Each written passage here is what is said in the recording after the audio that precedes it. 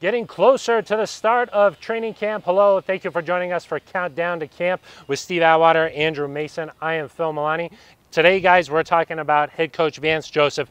How's he going to be better from a rookie going 5-11 this year, a second time around? We're expecting some improvements, right, Steve? Yeah, I mean, I would say first and foremost, with the new coaches in the building, he'll have a good idea of how those coaches respond to his coaching. And I know last year he mentioned that he has to do a better job of coaching the coaches. And I think that that's what he's been working on in the offseason. And I think that that'll pay big dividends, just knowing that that line of communication is open and it's back and forth, and it's very positive. We could see some of that starting to happen last year as well. When you got to Bill Musgrave taking over the offense, it seemed like things flowed a little bit more smoothly. I think they're going to carry that over this year.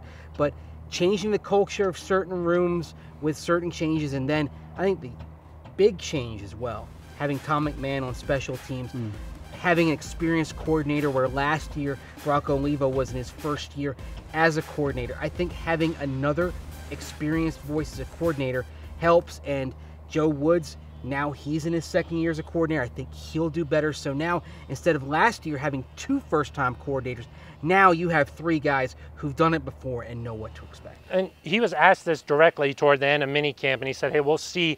Coaches are judged by wins and losses, so we'll see what happens in the fall. But you expect him, just being around for his second year, having gone through this whole process, to just naturally get better, right? Yeah, I mean, time, normally people get better with time anyway. But in addition to that, in the draft, he went out and drafted guys who were leaders in their respective teams, and also guys from free agency, they were leaders on their team as well. So I think that not only will they do a better job coaching, but the guys in the locker room will do a better job of leading the younger guys and making sure that that atmosphere is nice and positive for everyone throughout the season. And that's something players have talked about. We talked to Derek Wolfe earlier this month, and he said this is the best the team has looked through OTAs. He's really impressed with how things are going. He says there's more accountability. That's been a watchword for Vance Joseph that he's emphasized to his team this year, is accountability.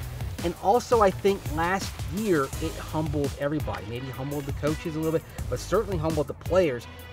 Wolf was talking about that 51-23 game in Philly. It's something that they still think about on the defensive side. So I think all that has come together to create a sense of urgency that was not there last year, and that'll help things out. And then the other thing, you've got a more experienced quarterback, almost certainly a better quarterback situation. That'll make the coaches look a lot better. Yeah, and there's so much on a head coach's plate that you don't even think about. Just scheduling, when is practice, when is breaks, how are we going to be traveling? All those things Vance Joseph's just going to naturally have a better feel for going into year two. And the other thing, throughout NFL history, we've seen a lot of coaches struggle that first year and really bounce back heading into year two. We'll see what VJ has in store in just a couple of weeks when Broncos training camp gets underway. Next up in our Countdown to Camp series, which rookies will have the biggest impact in 2018? Until then, for Steve Atwater, Andrew Mason, I'm Phil Milani.